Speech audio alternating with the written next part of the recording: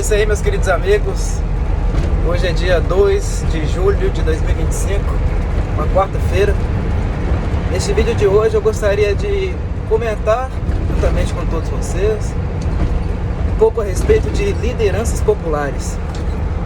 Estou dirigindo aqui na 262, sentido Nova Serrana, e eu pego estrada todos os dias de caminhão, todos os dias.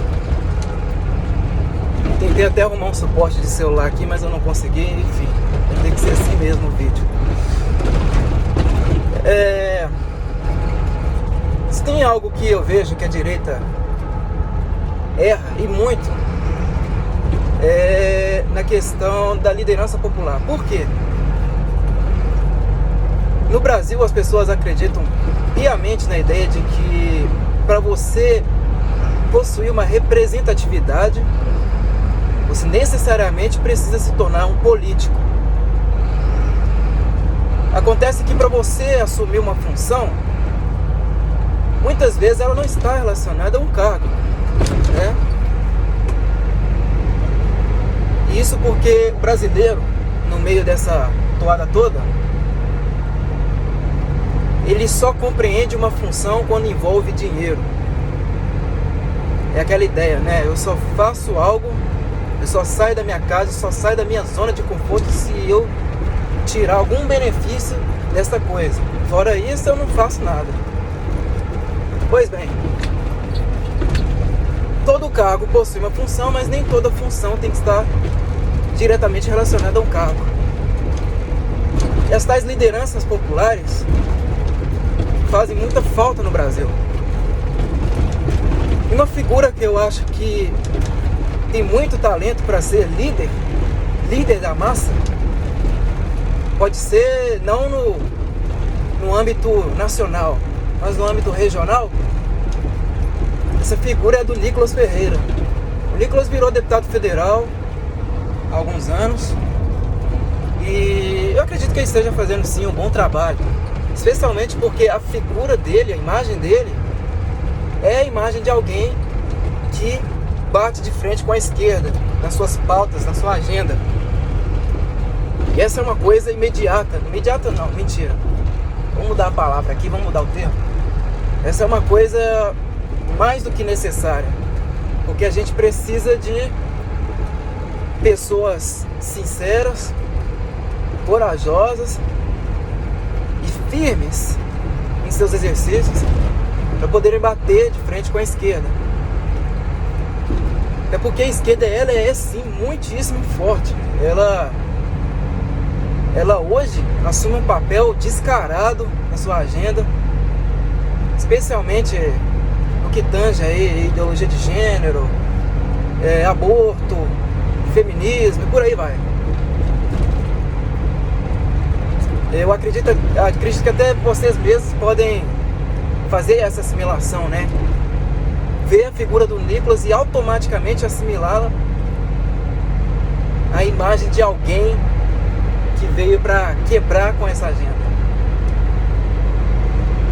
Só que aí vai a minha opinião e eu acho que vai dividir todo o público. Eu não acho que o Nicolas seja a melhor figura de um político. Eu não acho que seja.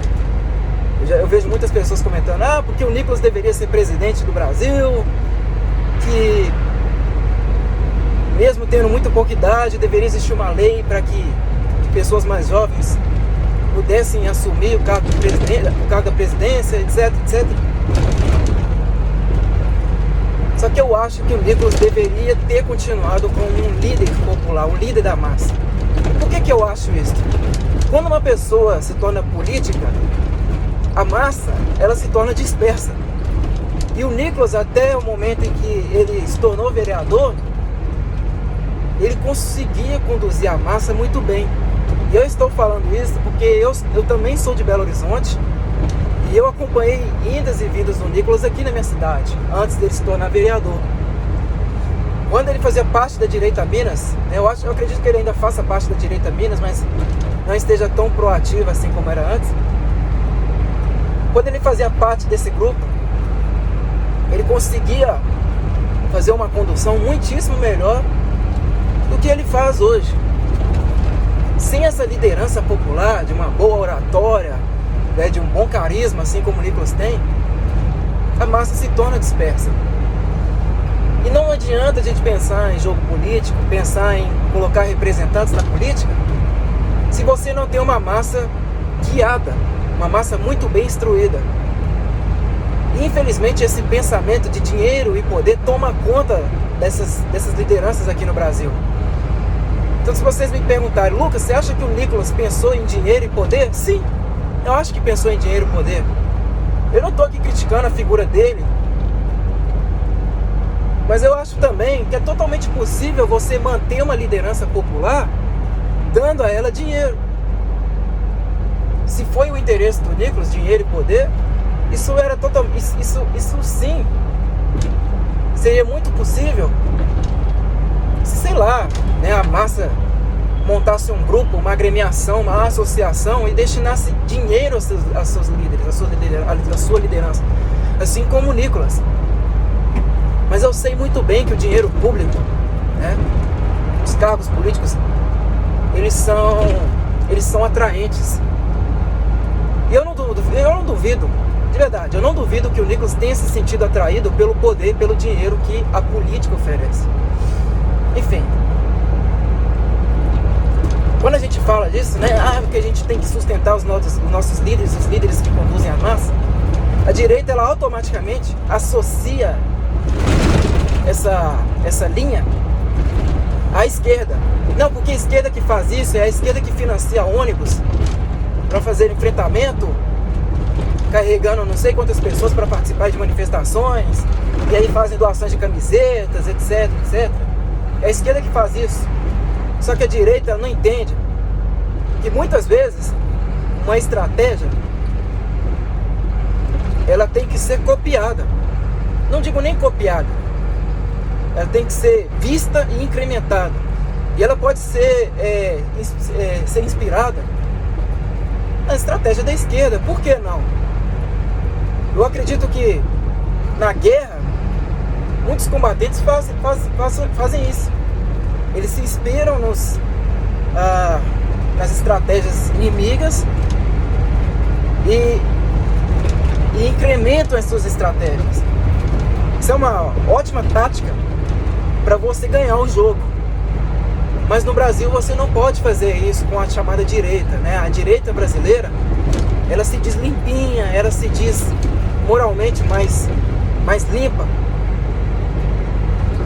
Eu não sei se vocês se lembram, mas até pouco tempo, quando a gente falava de militância no Brasil, que a direita deveria formar uma militância, muitos direitistas se sentiam ofendidíssimos. Não, porque não pode existir militância, porque militância é coisa de esquerda, etc, etc.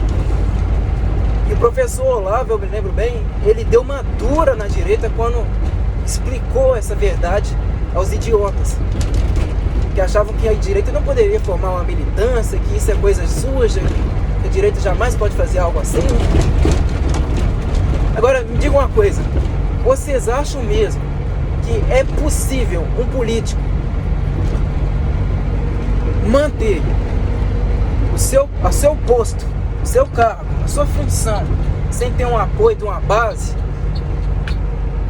aí composta pela massa? É impossível. Então você tem que ter uma liderança nessas manifestações e essa liderança, ela vai fazer essa massa crescer cada vez mais. E dentro desses movimentos tem que ter também a participação de intelectuais, que também precisam ser financiados por essas agremiações que não existem no Brasil. Agremiações de direita, gente. Deveriam ser formados clubes, associações, agremiações, financiados sim pela própria massa. Só que a direita brasileira, ela não entende que o jogo da esquerda, ele é assim e há muitos anos, e por isso que a esquerda ganha de lavada da direita em muitos aspectos, em muitos aspectos, principalmente no âmbito intelectual. O que a direita anda produzindo? Nada.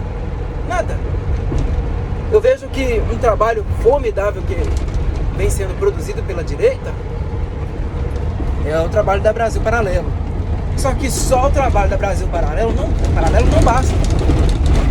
Tem que ser formado um corpo intelectual decente no Brasil, de direita, para fortalecer os nossos políticos, porque aí os representantes, na verdade, esse nome, né, representante, vai ser apenas um nome simbólico, não vai estar representando nada. Vai estar representando quem, afinal? Uma massa que não é instruída, uma massa que não tem um guiamento, não tem uma linha de condução, uma linha de conduta.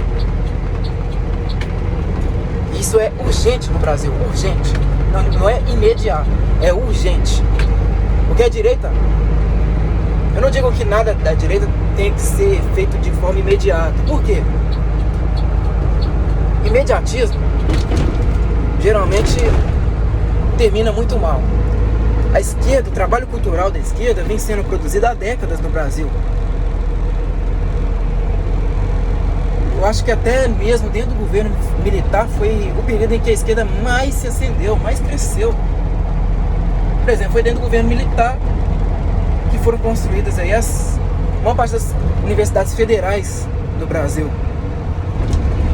Foi o período em que eles próprios, militares, estavam combatendo a esquerda armada, enquanto a esquerda estava se formando no meio intelectual. Isso porque os militares, dentro das suas escolas, eles nunca aprenderam sobre a revolução cultural. O ensino deles, o aprendizado deles sempre foi técnico, né? Era uma visão tecnocrática, positivista. Eles não sabem o que é positivismo, né? Se você falar para os militares quem foi Auguste Comte, eles nem sabem quem foi Auguste Comte, mas eles entendem muito bem de tecnocracia. Tanto que o governo militar sempre pensou nisso, né? Colocar técnicos no poder, ser instruído por meio de um pensamento técnico, nunca cultural. Enfim, por conta dessa ignorância, os comunistas acharam que aquele período foi formidável para eles se acenderem e chegar ao poder. E chegaram muito bem, porque fizeram um trabalho de longo prazo. Então a direita hoje ela não pode ser imediatista, mas sim, ela tem que fazer as coisas e compreendê-las que todas são de caráter urgente, precisam dar início o mais rápido possível. Só que até hoje não foi feito. Como que a gente pode fazer isso? Em primeiro lugar, ensinando as pessoas que o meio intelectual, o meio intelectualizado, é o que vai formar os políticos do amanhã. Até porque a classe política, a maior parte dos nossos representantes, eles saem das universidades. E a direita, essa agremiação tem que ser formada também dentro do meio universitário. Poxa, Lucas, mas isso está sendo muito difícil, porque as universidades são dominadas pela esquerda. Sim, mas eu tenho certeza de que há muitas pessoas direitistas dentro das universidades, e elas precisam ter força suficiente para formar essas agremiações também. Isso é urgente, tanto dentro das universidades, tanto fora delas. Você pode, por exemplo, fazer essas promoções, de que a intelectualidade tem que ser formada na sociedade, utilizando a estratégia virtual. Você pode usar o Instagram, Facebook, correntes das redes sociais, WhatsApp, incentivando a massa a se intelectualizar, buscar o verdadeiro conhecimento. Isso é urgente no Brasil. Então, voltando ali na questão do Nicolas Ferreira, a figura dele, eu acredito seriamente que ele tem muito mais a ver com uma liderança popular do que um político. Mas como assim, Lucas? Você acha que ele não tem talento suficiente para ser político? Não é isso que eu estou dizendo. Eu acho que ele agiu de forma precipitada. Eu considero o Nicolas muito inteligente, muito capaz. E eu acho que ele tem sim o dom para conduzir e incentivar as pessoas a se intelectualizarem. E ele podia ter continuado com esse trabalho. Enfim, agora eu vejo que ele está sozinho ali. Não, Lucas, mas tem vários candidatos da direita, tem vários representantes também da direita que apoiam o Nicolas lá na Câmara dos Deputados, na Câmara Federal. Sim, mas eu falo da massa, que é em maior número. É ela quem conduz o jogo político, minha gente, não os nossos políticos. Eu não sei se vocês conseguem compreender isso. então eu acho que o Nicolas deveria continuar como líder popular. Agora é tarde, né? Não sei. A não ser que ele se abdique do seu cargo de político. Porque o Nicolas, ele tem uma oratória que foi formada dentro da religião. Eu não sei se vocês já tiveram essa experiência, mas geralmente as pessoas que são criadas dentro do sistema religioso, especialmente o meio protestante, famílias que são criadas ali dentro, você vê que elas conseguem formar ali, essas pessoas conseguem formar uma boa oratória. Por exemplo, as células são fortemente formadas por jovens, a maioria por jovens. E eu tenho certeza que muitos de vocês já devem ter tido essa experiência. Ter encontrado ali líderes dentro dessas células que têm uma ótima oratória. Então o Nicolas, ele formou a sua oratória certamente dentro dessas células. Ele certamente foi um líder de célula, que foi formando a sua oratória ali com seus padrões, né? Padrões religiosos. Teve muita facilidade de falar em público e utilizou dessa estratégia para se alçar na política. Porque sim, foi uma estratégia, assim como o Bolsonaro também utilizou. Por exemplo, eu acredito que o Bolsonaro, ele não seja um religioso. Eu não acredito que o Bolsonaro seja um religioso. Eu acredito que ele seja uma pessoa excêntrica. É até difícil você colocar o Bolsonaro dentro de um espectro político. Eu acho sim que ele tem muito mais ideais ligados ao centrão do que ao conservadorismo em si.